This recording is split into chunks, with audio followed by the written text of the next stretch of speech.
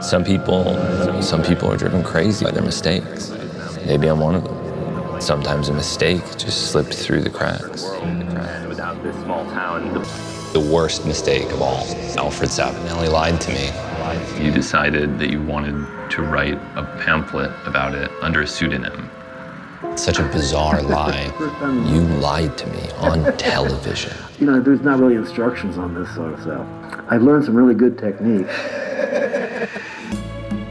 In 2017, I solved one of the greatest mysteries in ethnoherpetological history, centered around Bufo alvarius, the only species of toad known to produce a powerful tryptamine called 5-MeO-DMT. Now one of the most coveted psychedelics internationally, the growing demand has inspired roving bands of toad milkers to scour the Sonoran Desert in search of a venom more valuable than gold. Once dried, the venom is smoked to provide entry into a numinous realm of boundless white light.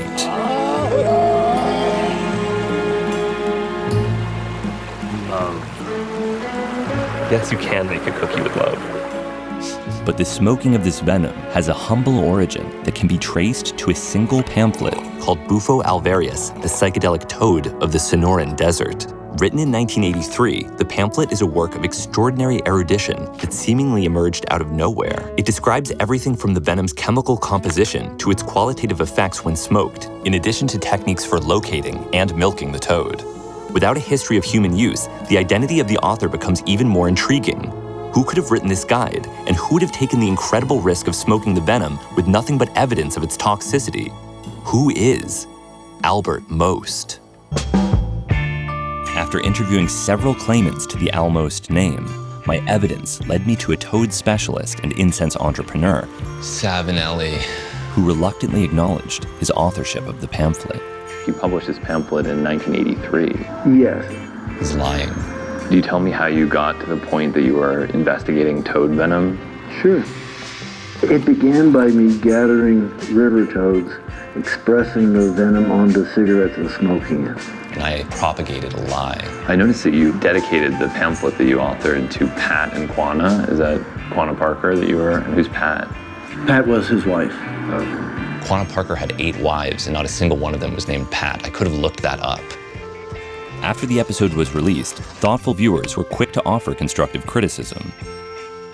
I knew there were unusual things about him. He didn't live in Denton, Texas, where the pamphlet was published. He didn't have any of the original pamphlets, any of the original artwork, any of the original t-shirts, also a red flag. Was it modesty or dishonesty? I called one more time to set the story straight. why was Venom Press based in Denton, Texas? Were you living in Texas at some point? I want to make sure everything is factually correct, that you are Albert Most. That's almost correct. But Hamilton, let me get back to you, okay? I was duped. It was my responsibility to evaluate the truth of his claims.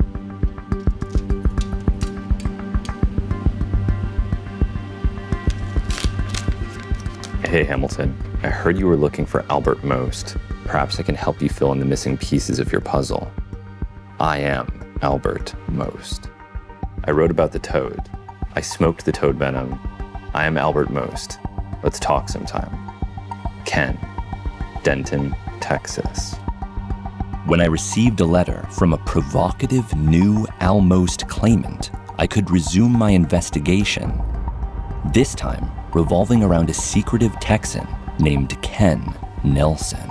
A psychedelic researcher and committed environmentalist, Ken was an unlikely recruit, but he joined the military in order to learn tactics to inform his anti-nuclear protests. Fascinated by the possibility of a psychedelic toad, he immersed himself in scientific literature and traveled to Gila, Arizona to locate Bufo alvarius, but found nothing as the toads were still estivating in their subterranean refugia. Undeterred, he returned during the monsoon season of 1983 in his Chevy sport van with a collie named Quanah and his then-girlfriend, Pat. When Quanah spotted a toad near their campsite, Ken leapt into action. He squirted the venom onto the windshield of his sport van, dried it, smoked it, and had the first known experience with venom of the psychedelic toad of the Sonoran Desert. In his pamphlet, Ken described the experience as being completely absorbed in a complex chemical event characterized by an overload of thoughts and perception, brief collapse of the ego, and a loss of the space-time continuum. He returned to Denton, Texas, where he became a resident advisor and enrolled in a technical writing class to help publish the results of his research. The product was a new religion, a series of t-shirts, a specialized toad venom smoking pipe, 5-methoxy-DMT matches, and a small pamphlet that would forever change ethno-herpetological history. I was first. In science, when you scoop everybody, you beat them to the punch. So once I realized what I had, it was a big deal. And smoked it. After I had met his friends and come to have a more complete understanding of his research, the real Albert Most, Ken Nelson, invited me to visit him in his assisted living facility. Parkinson's disease had taken Ken's strength, but he still had the energy to discuss his discovery that changed the world. Hey, Hamilton. Hello. It's really a pleasure to meet you. Good meeting you. This is my example of a psychedelic toad, by the way. I researched it. I knew what I had, I knew what it was. It's Colorado River toad. It's unique. It's got glands on its back legs, arms, shoulders, and then a really big gland on the parotid. I harvested them and smoked it. I was first. And what is the experience like when you smoke Bufo alvarius? It's overwhelming. You want to hold your breath as long as possible and take it all in one hit. It kind of comes over you like a white light. And you weren't afraid? No. It's a trip. That's the experience right there. That opened the door for a lot of stuff I suppose the average person wasn't exposed to. The toads are now threatened in their natural environment, that climate change and over-harvesting of their venom may have caused a decline in the natural population.